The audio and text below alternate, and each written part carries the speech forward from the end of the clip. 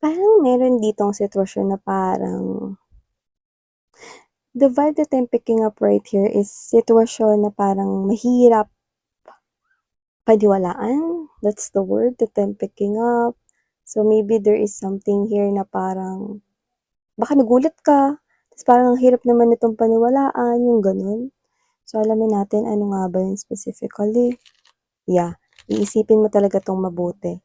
Pero as you can see, we now got two major arcanas. Kanina Strength card and now the Hangman right here, no?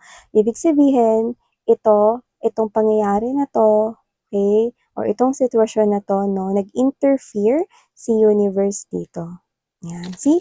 Another major arcana. We've got the Justice card energy. Okay?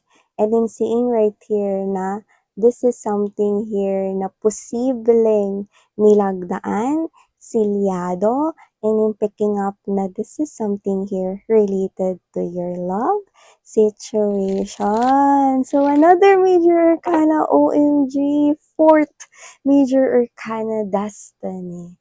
I'm picking up na si universe talaga ang may gawa ng mga sitwasyon na ito. So, wow! So, are you excited to know more about this? Because I'm so curious na. So, let's go ahead and check these messages here for my collective. Yan. Let's see. Ano ba itong pinakailaman ni universe about your love life here, sweethearts? Let's see. Okay.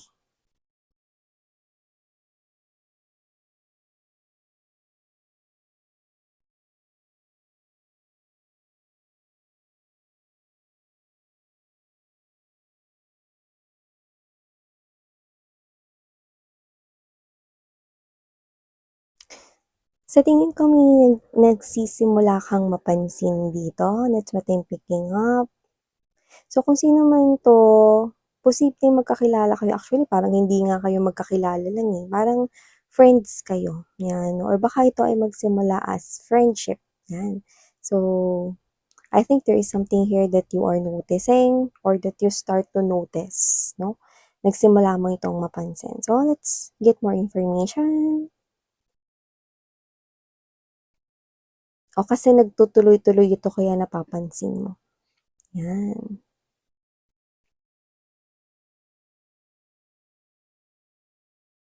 There's something here that you do not know. At mukhang hindi lang ikaw yung hindi nakakaalam nito. It looks like both of you. So ano ba yung sinasabi mo, Miss Yan? Okay, let me just lay all the energies on the table first before we start talking more about this. Okay?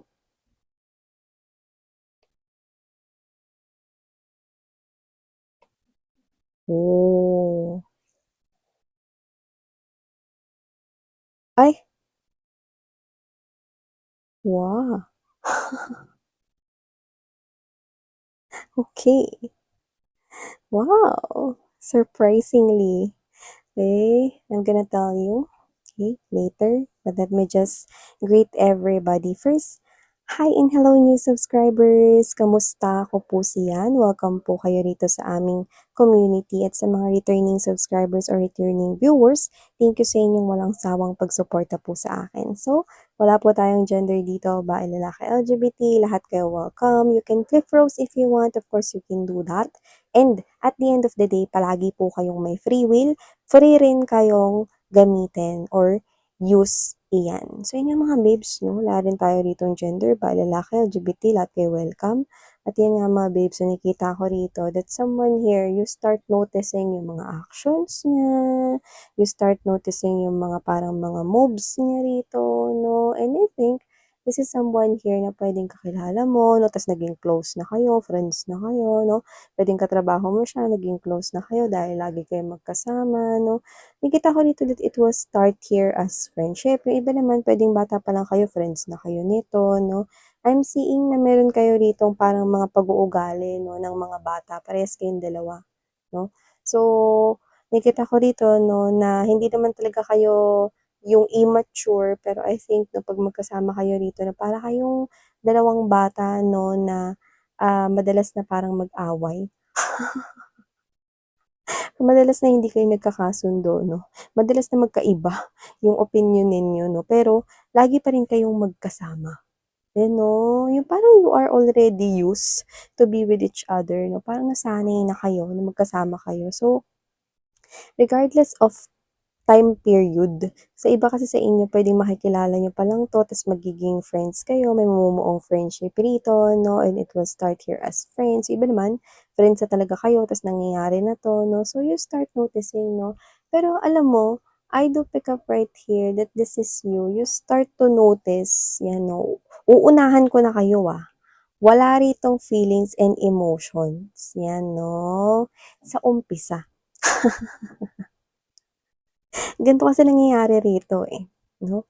'Di ba kayong dalawa na para kayo ritong aso't pusa 'no or si Tom and Jerry 'no, pusa at daga. Ta's nakikita ko rito 'no, na both of you, ganito kayo 'no. Pero ikaw, sa tingin ko, ikaw yung unang makakapansin dito 'no, na parang ano ba 'to si ano, kasi dito parang I'm picking up 'no, indirect, with the Seven of Swords in reverse and there's this Page of Wands 'no. Indirect yung parang mga ginagawa niya. So ganito, noon-noon kasi 'di ba, parang bibili ka ng gulaman 'no, tapos iinom din siya 'no, yung straw mo pa yung gagamitin niya, 'di ba? O yung baso mo pa yung gagamitin niya, iinom din siya dun sa same baso na yun 'no. So, parang indirect na parang kinis ka na rin niya kasi naghalo na yung laway niya,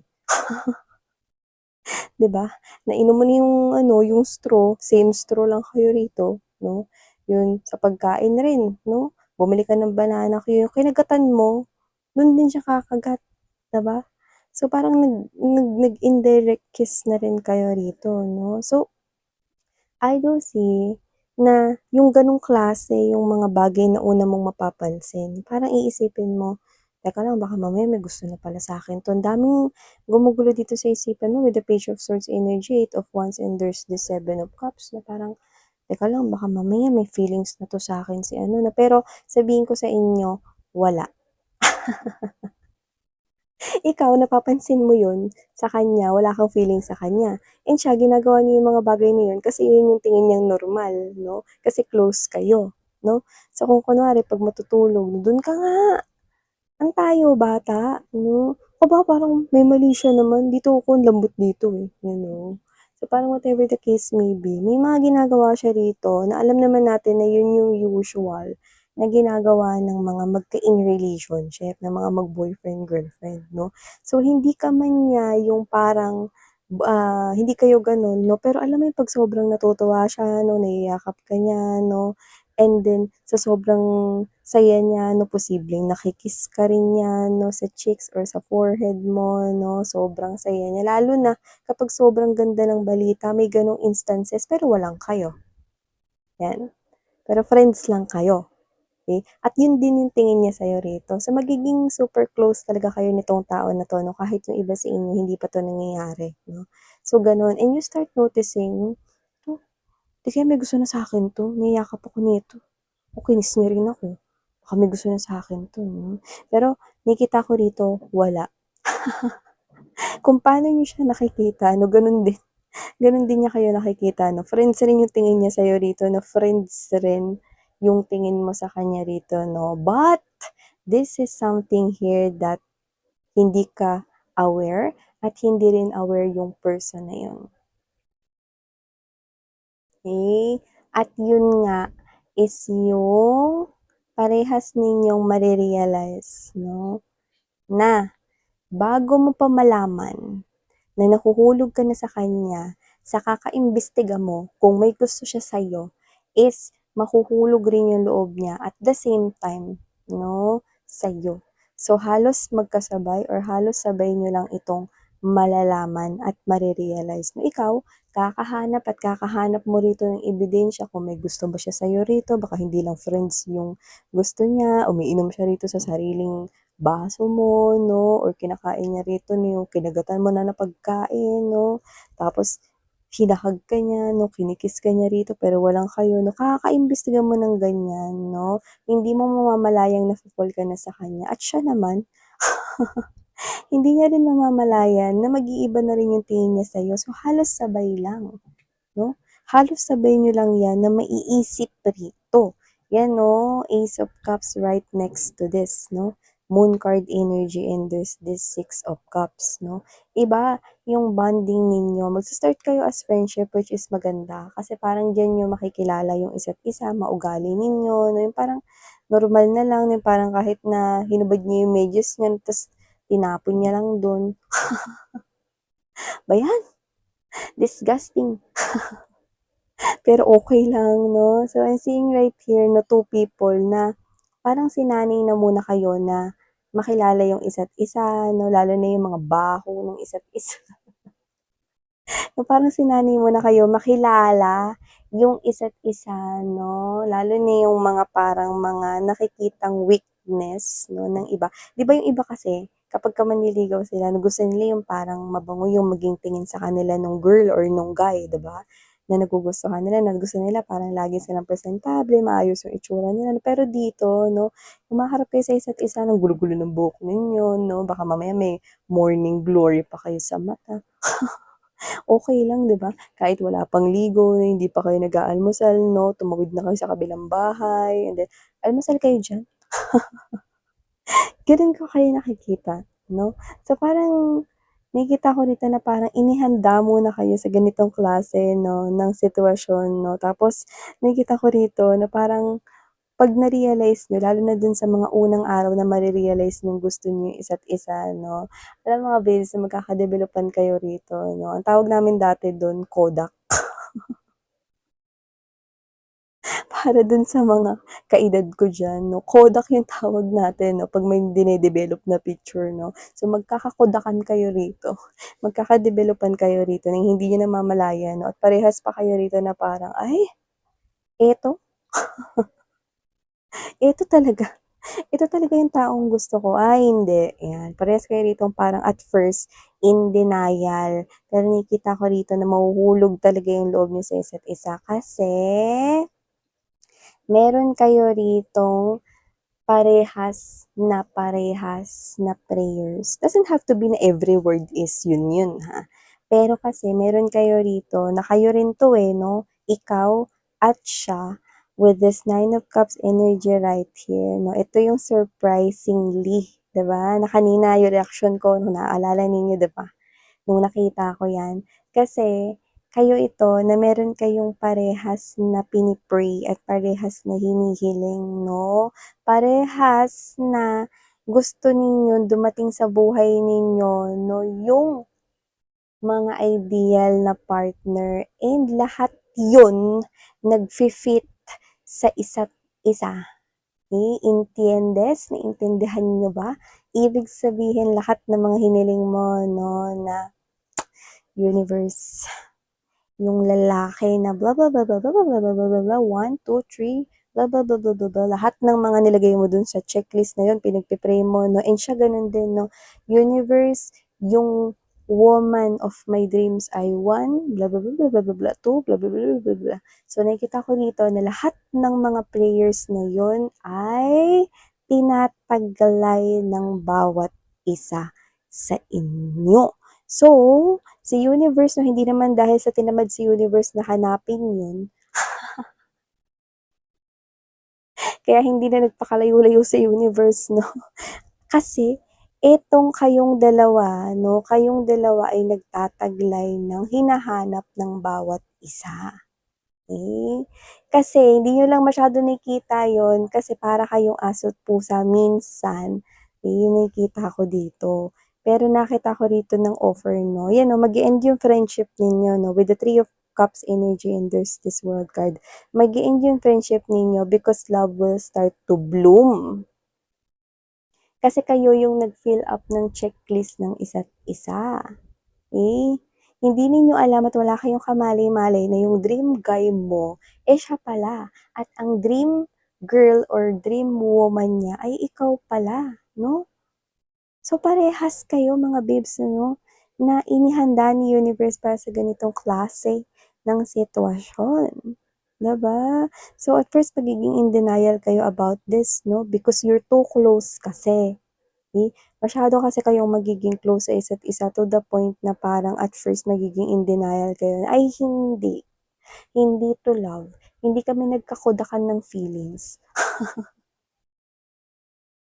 Pero matatapos din yung in denial na yan kasi matataob.